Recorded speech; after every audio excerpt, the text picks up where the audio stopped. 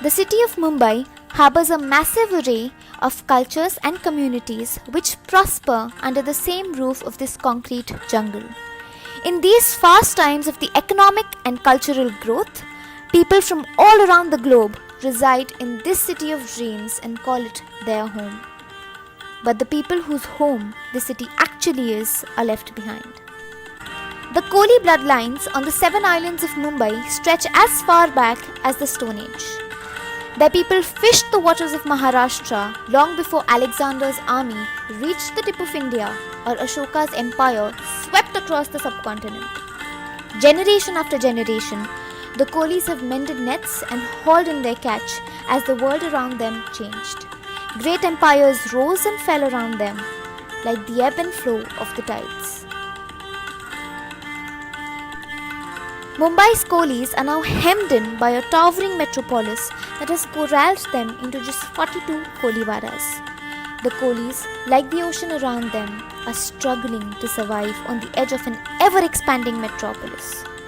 Rivers choking with pollutants dribble into the sea on their doorstep, adding more plastic to the debris already floating on the surface of nearby bays and river mouths once abundant with fish. Due to the current circumstances of a worldwide pandemic, not just our documentary, but the Koli community was also left to struggle. Community में मानवता बहुत बड़ी चीज है और जो भी आते हैं तो उसको अपना समझ के रहते हैं। तो इसी तरह मुंबई लोगों से भरती गई। लोग जैसे आने लगे, लोगों की जो ख्वाहिश है उनको सुविधा चाहिए, फिर रास्ते आ गए, उनको हॉस्पिटलिटी सर्विसेज आ गई, बहुत सारी चीजें बनती गई और बनने के लिए इनके पास कभी कोई जगह नहीं था, खाली था वो समुंदर, और समुंदर एवरी टाइम और रिक्लेम हुआ। Just like any other community at this point, Kolis have their own battles. Them being a small chunk of the population of the city already made them go under. But with the pandemic hitting, their business has to be put up with a lot of stress. If you see Worli Koliwada, Maim Koliwada, or Warsaw Koliwada, which are the most highlighted Koliwadas in Bombay. But if you don't know the other 275 fishing villages, if you Google, there were almost 275 Koliwadas in entire Mumbai. There were so many fish markets, there were so many fishing hubs, small hubs. You know, I'm not saying that with a good infrastructure or good fishing jetty like Sasun Dock or Ferry Walk. So these are all disappeared within last not even 20-25 years. You know? So what has happened? Obviously, the Bombay population has gone 4 times high than the 1970s. Sure, there have been issues in terms of community identity and benefits reaching the right communities, but the subsidy dispersal system in India has always been complicated. तो Mumbai development का पहला जो नक्शा बना, DP plan हम कहते हैं, उसमें भी कोलीवाडास को, फिशिंग विलेजेस को छोड़ के बनाया। जो ओपन लैंड थी, दूसरी जगह थी, तभी भी यही मकसद था कि इस फिशिंग कम्युनिटी को डिस्टर्ब नहीं करेंगे, मगर बल्कि ऐसा नहीं हुआ।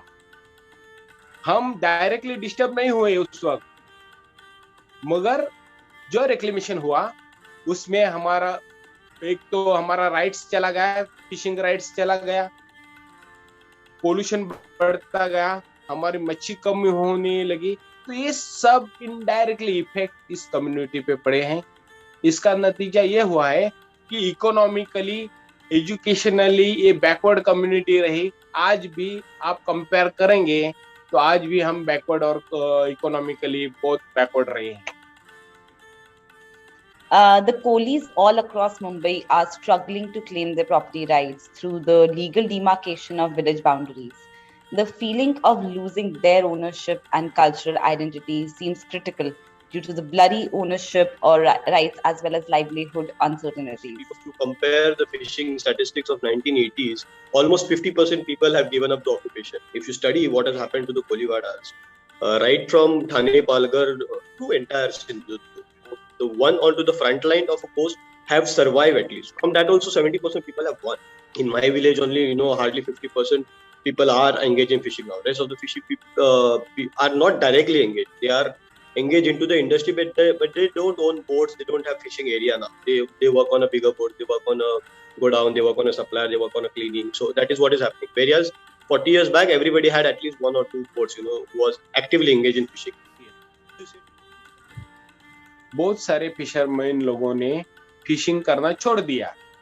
फिर वो फिशरमैन क्या सोचता है, नियर बाय अभी कॉलोनीज बनी है, मैंग्रोव मिटा के यहाँ पे बहुत सारी कॉलोनीज बनी है, चलो नियर बाय जाके वहाँ कोई वॉचमैन का काम देता है क्या, या और कोई काम देता है क्या मजदूरी का. इस काम में सब लोग जुड़े हुए हैं कि मुझे कहीं काम मिलेगा क्या. बल्कि मुंबई महानगर पालिका है, हमारा राइट्स बनता है कि यहाँ पे मुंबई में जितने भी अपॉर्चुनिटी होगी वहाँ पे कोई तो फिशरमैन को हिस्सेदारी होनी चाहिए. Government involvement and representation is another sensitive subject. It has a powerful effect on the survival of the fishermen in India. In Koliwadas across Mumbai, it's a similar tale. देखो, गवर्नमेंट कुछ भी नहीं कहती. बात क्यों नहीं कहती कि फिशरमैन कम्युनिटी का कोई राइट्स बनता है, ये मानने के लिए ही गवर्नमेंट तैयार. फिशरमैन को इफेक्ट होता है यही मानने के लिए तैयार नहीं. मुंबई में कोस्टल रोड आया, रिक्लेम किया समुंदर, कहीं तो हमारी फिशिंग लाइन चली गई, जहाँ पे मच्छी पैदाशी की जो जगह थी वो तो चली गई, मगर ये कोई मानने के लिए तैयार नहीं. इसका कारण ये है कि आज तक जो समुंदर में किनारे की जो लैंड है उसको फिशरमैन को कभी राइट्स दिया नहीं, हमको कभी उसके ऊपर राइट्स दिया नहीं, इसलिए 7/12 बना नहीं समुंदर की, जो हमारा हक है. मगर जिन्होंने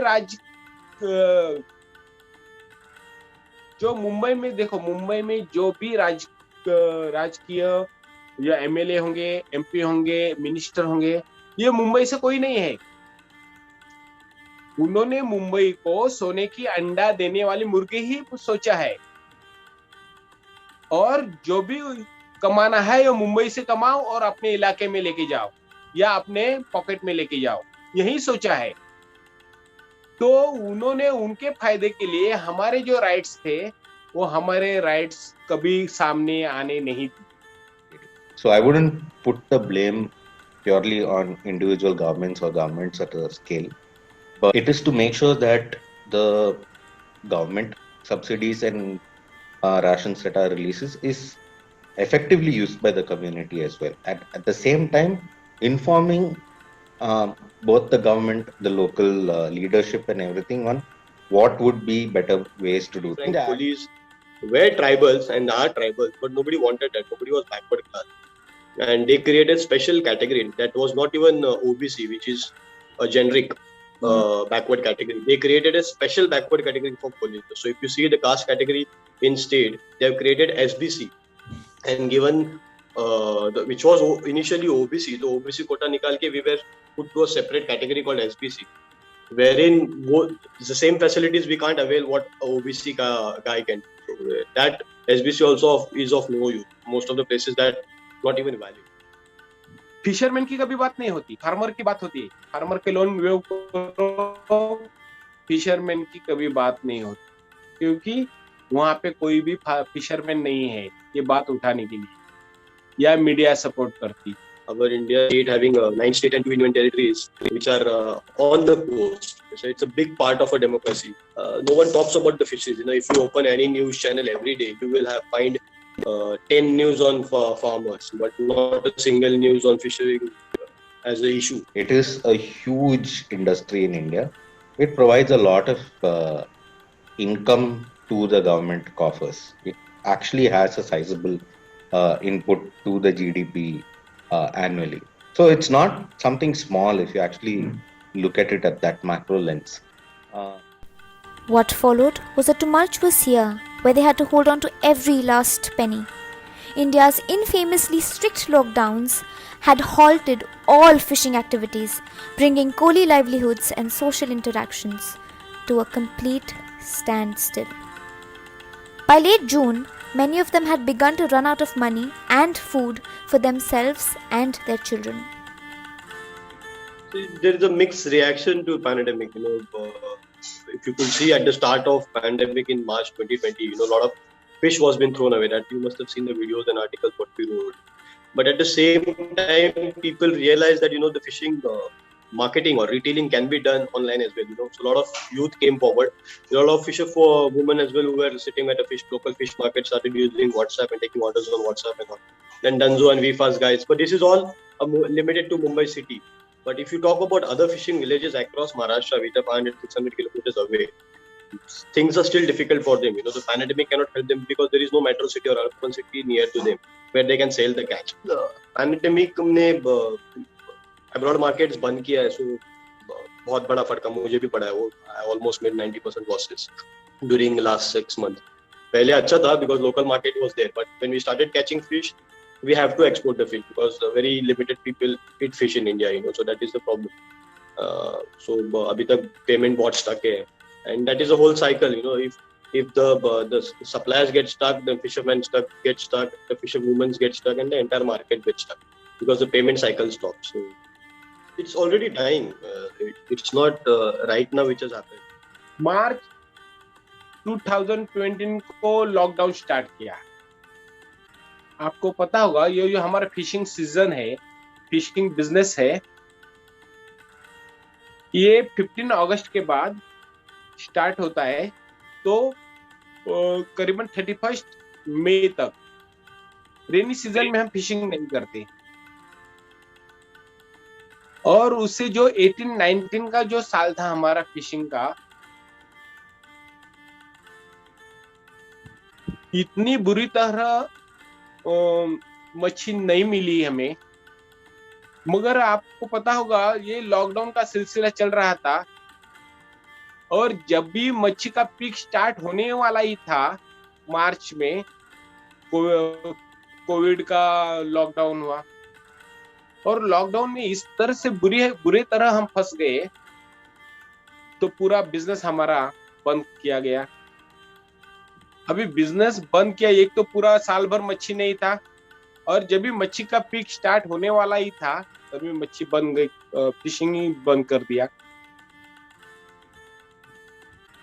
उस दरमियान हमें लगा था ये कुछ 1 दिन के लिए होगा, 2 दिन के लिए होगा, 15 दिन के लिए होगा, मगर ऐसा नहीं हुआ. पूरा वो साल भर चला, जिसके कारण हर फिशरमैन 10 to 12 years पीछे चला गया. जो भी उनके पास पूंजी थी, वो पूंजी पूरी खत्म हो गई. Yet, with their ancient gods by their side, the Koli remain resilient and are confident in their ability to weather away this latest storm, just like they always have since the past 500 years. I think the attitude of trying to bring up the community needs to change a little bit more. They are proud individuals themselves. Make stories about people, about themselves, actually strengthen them primarily, that they feel that it is their voice, not a voice that is shown from somebody else's lens. It's trying to, I would say, in a way, celebrate their commonness rather than trying to showcase them exotic. See, that's what the Instagram account, what you see last 2-3 years, that's what we've been trying to promote. We're trying to promote local seafood. We're trying to meet a lot of chefs where we can engage what do you call it, the various varieties of fish which are actively available here. We are in a tropical climate and so much of fish is available. Like season of vegetables and fruits, there is a season of fishes as well which nobody understands. So as a consumer, they have a power to control the supply and demand. So we have to create a demand for local seafood seasonally. So that is why a fisherman can get a better price for their catch, so that he don't engage in overfishing. That is one thing which can help fishermen. And it's a lot on consumer, because if you see government statistics on the website, I think the per capita consumption of fish, particularly fish, it's only 3 to 4 kg annually. So you can imagine an active individual is only 300 to 400 grams of fish monthly. So that is very, very less particular to global average, which is around 25 kgs. So that is one thing, that if a lot of seafood is consumed within the country, we don't have to export the seafood and we may get a better price. Right now, what we are exporting is at a very, very low and cheap cost. Due to the stop of exporting on the fishes, the fishermen lose out on their business, and the government should focus more on providing them with relief and start their livelihoods again. And not just that, they should be given proper representation through which they can themselves have the opportunity to address their own issues. For over 500 years, the Koli fishing communities have been living and working along the coastal waters of the Seven Islands. There is no doubt that this is a critical time for the survival of the Koli fishing community. How it adapts to and evolves from both the macro and micro factors affecting it in the dramatically changing environment of today will determine its success going forward. The cream of our present generation must see themselves as the torchbearers of the tradition, and it's our job to preserve it. We stand by them. Do you?